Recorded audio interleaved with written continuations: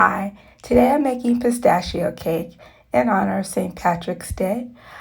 This is just a yellow cake mix, a box cake mix of your choice, and we're going to alter the ingredients some. We're going to add pistachio pudding mix as well as some other ingredients to make it into a pistachio cake. So we start with our cake mix, and instead of 3 eggs, we're going to add 4 eggs to the mixture. We're going to use a third of a cup of melted butter.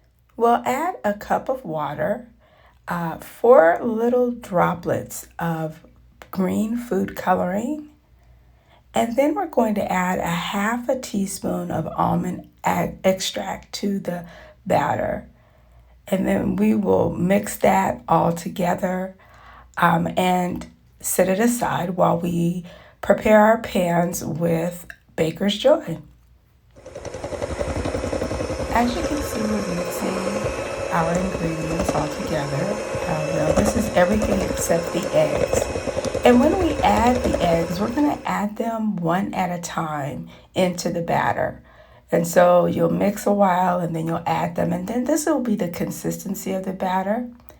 We're going to pour that batter into a tube pan and bake it for 50 minutes.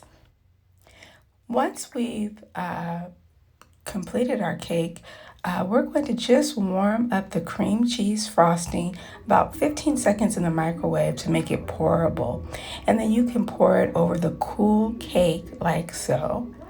And once it begins to sort of, form at the bottom, we'll add crushed pistachios, about a quarter of a cup, all the way around the top. And this is what it looks like. It is a delicious cake and a very simple cake to make. So enjoy your St. Patrick's Day.